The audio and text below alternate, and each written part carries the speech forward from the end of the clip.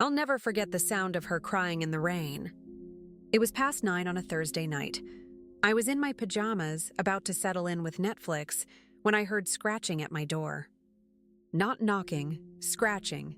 Desperate, frantic scratching. I opened the door and there she was. An orange tabby cat soaking wet, covered in mud. Her paws were bleeding. And her eyes were wild with panic. She pushed right past me into my apartment. I'd never even touched a cat before. My name is Maya, I'm 34 and I live alone in a small apartment in Portland. I work from home doing graphic design. Honestly, I'd always been too busy for pets. My life was simple. Coffee in the morning, work all day at my desk, evening walks by the river. That was it. But I knew this cat. Everyone in the neighborhood knew her. We called her the Orange Stray. She'd been around for years, always pregnant or nursing kittens. People left food out for her behind the coffee shop. Kids tried to pet her, but she never let anyone close. She was everyone's cat, but no one's cat. I'd seen her with Kittens once, about 3 months before. 3 tiny babies following her through the alley. She was a good mom. You could tell. Our neighborhood was changing fast. Old warehouses getting torn down, new apartments going up everywhere. Construction crews worked 6 days a week. The noise was constant.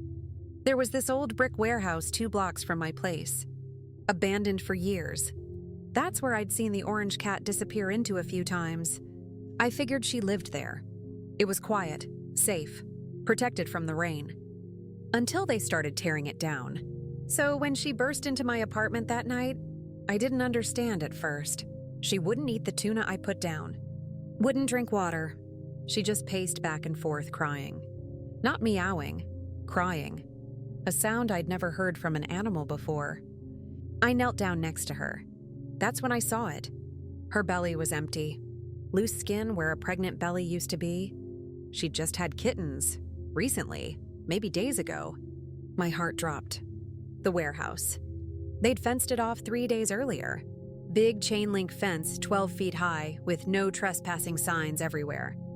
Demolition was scheduled for Saturday. 2 days away. She'd gotten out. But her babies were still inside. I grabbed my phone and called animal control. A tired voice answered after 6 rings. "Ma'am, we can't trespass on private property. If the kittens are inside a construction site, you need to contact the property owner." I called the construction company, straight to voicemail, left a message, then another. No callback. The cat was at my door now, scratching again, crying. She wanted me to follow her. I threw on my rain jacket and grabbed a flashlight. The storm was getting worse. Wind whipped rain sideways down the street. She took off the second I opened the door. I ran after her. Through alleys, across streets, around corners. She knew exactly where she was going. 6 blocks in the pouring rain. My shoes were soaked through. I could barely keep up. Then we got to the construction site. The fence was massive. Brand new chain link topped with barbed wire. Security lights flooded the area. Signs everywhere. Danger. Keep out. Hard hat area only. The cat squeezed through a gap in the fence near the ground. A space maybe 6 inches wide. She looked back at me once, then disappeared into the darkness. I tried to follow. Pulled at the fence looking for another way in. The gap was too small. The gates were locked with heavy chains. I spent an hour out there in the rain walking the perimeter. Nothing. No way in. Finally, I had to go home. But she didn't. Luna stayed there all night. I didn't know her name was Luna yet. That came later. I didn't sleep. At 6 in the morning, I was on my phone. Calling everyone. Animal control again. The construction company again. The city. Anyone who might help. Nothing. Then I remembered the neighborhood Facebook group. I posted everything. Photos of the fence, the warehouse, explained about the cat and her kittens. Demolition in 36 hours. My phone started buzzing immediately. People were angry, sad, offering ideas. Most couldn't help, but they cared. That meant something. Then I got a message from someone named Jake. I work construction. Different company, but I know that site. I'm off today. I can meet you there at 6 tonight. There's a basement entrance they might have missed. I almost cried reading that message. Jake showed up exactly at 6. He was maybe 50, wearing a Carhartt jacket and work boots. Kind eyes, he had a toolbox with him. "My daughter has 3 cats," he said. "I get it. Let's find those babies." We walked the fence line together. He was looking for something specific. Then he pointed. "There, basement window, see it?" It was partially hidden by overgrown weeds. A small window, maybe 2 feet wide, at ground level. The glass was broken out. That's how she'd been getting in and out. "Too small for us," Jake said. "But we can set a trap. Lure them out." He had a humane trap in his truck, the kind with a door that closes when the animal steps on the trigger plate. We baited it with wet cat food and sardines. Then we waited. Jake's truck smelled like coffee and sawdust. We sat there for 3 hours, watching the window through binoculars. Around 9, she appeared. The orange cat squeezed out through the window, sniffed the trap, circled it twice. She was smart. Too smart. She looked right at the truck, right at me. Then she went back inside. "She knows it's a trap," Jake said quietly. "She's checking if it's safe for her kittens." We waited another hour. She didn't come back out. Jake had to go. He had work in the morning, but he gave me his number. "Call me if you need anything," he said. I mean it. I went home around midnight. The cat was at my door again, waiting. She came inside, drank some water this time, then collapsed on my bathroom rug. I sat on the floor next to her. She was exhausted. Her paws were worse now, cut and swollen from all the running. "I'm trying," I whispered to her. "I promise I'm trying." She looked at me with those green eyes. Then she closed them and slept. I stayed up all night on my laptop, researching, reading forums about cat rescue, watching videos, taking notes. That's when I found Emily. She ran an Instagram account for cat rescue in Portland, hundreds of posts about strays she'd saved. She did trap-neuter return. She fostered. She knew everything. I sent her a direct message at 3 in the morning. Didn't expect a response. She replied at 6. "I'm coming. Give me the address. I have gear." Friday morning. Demolition scheduled for 5 p.m. We had 9 hours. Emily showed up at noon in a beat-up Honda with a trunk full of equipment. She was younger than I expected, maybe 28, with purple hair and carpenter pants. She pulled out climbing rope, a harness, headlamps, gloves. "Show me the window," she said. Jake met us there on his lunch break. The 3 of us stood outside the fence, staring at that tiny basement window. "I can fit through that," Emily said. "Barely, but I can do it." Then we heard a voice behind us. "Y'all need to leave, now." A security guard. His name tag said Marcus. He was big, serious, holding a radio. My heart sank. But then Jake stepped forward. "Marcus, man, I work construction. I know you're just doing your job, but there are kittens in there. Babies. They're going to die when they demolish this place in a few hours." Marcus looked at the 3 of us, then at the window. "I have a cat at home," he finally said. "Her name's Whiskers. She's 15. He looked around. Checked his watch. "I'm doing a perimeter check. Takes me 90 minutes. I didn't see you. Understand?" I could have hugged him. Emily moved fast. She squeezed through that window like water. I heard her boots hit the concrete floor below. Her headlamp beam bounced around in the darkness.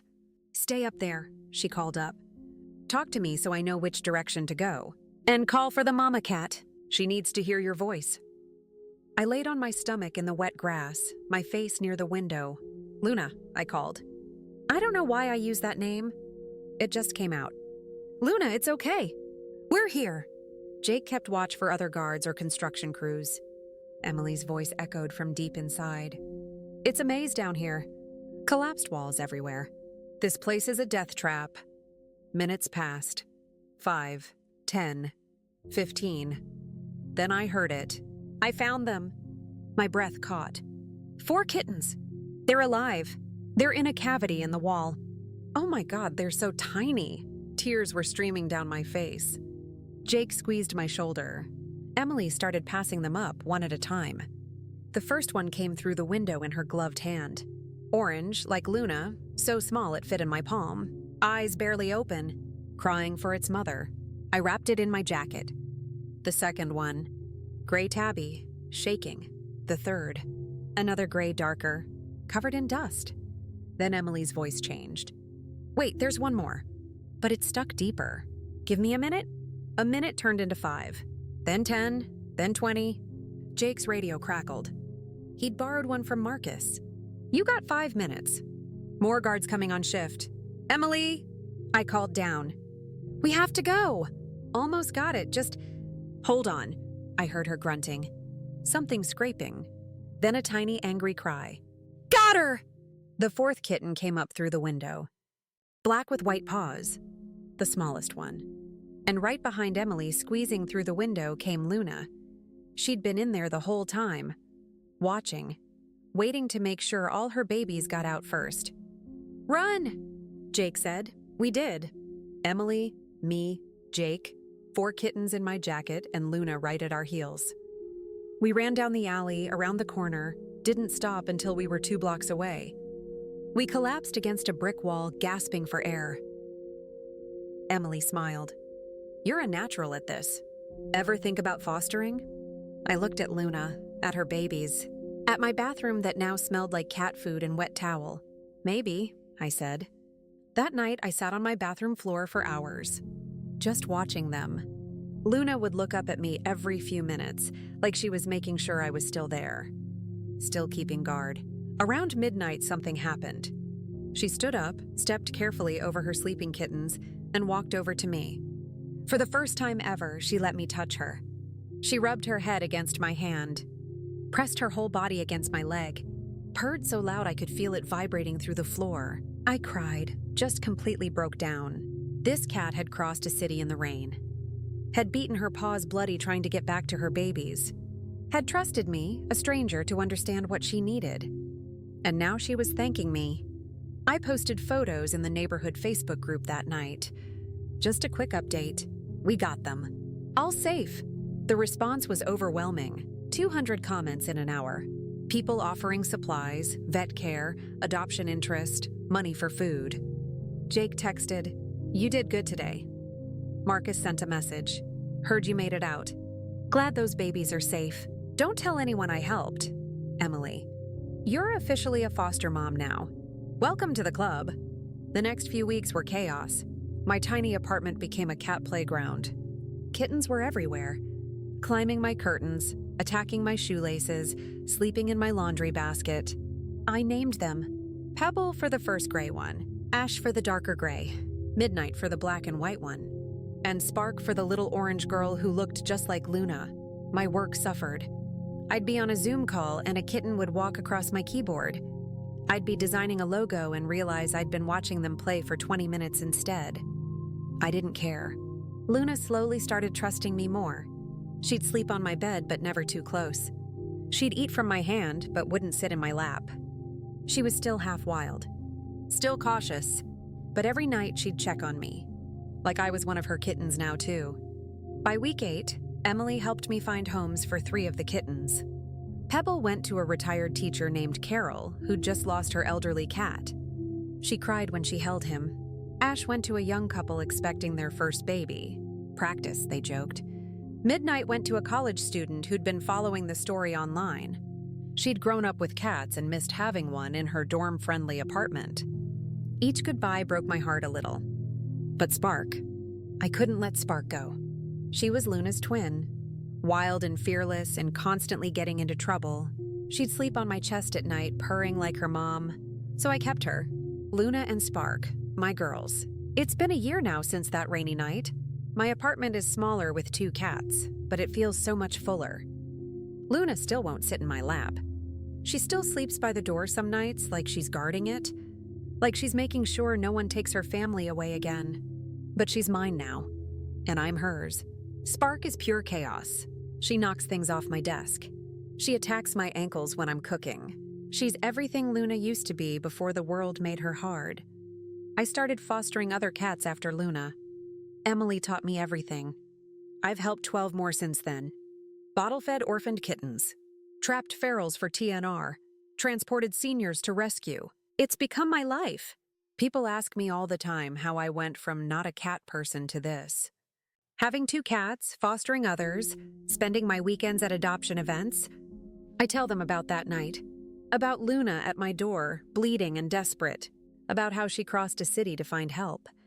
About how she trusted me when she had no reason to trust anyone. I wasn't a cat person. I was just a person who'd never been needed like that before. Luna chose me, and that choice changed everything. Sometimes late at night, when both my girls are asleep on my bed, I think about what would have happened if I hadn't opened my door that night. If I'd ignored the scratching. If I'd been too scared or too busy or too annoyed. 4 kittens would have died in that warehouse. Luna would have died trying to save them. But I did open the door, and now I have a family I never knew I needed. Luna still looks at me sometimes with those green eyes. Like she's saying thank you. Like she remembers everything. I remember too, every single moment. If this story touched you, think about the stray animals in your neighborhood. The ones you see but don't really see. The orange cat behind the coffee shop. The dog sleeping under the overpass. The feral colony in the park. They all have stories. They're all someone's Luna. They're all just waiting for someone to open the door. Would you have opened yours that rainy night? I hope you would. I really hope you would, because that's how families are made sometimes.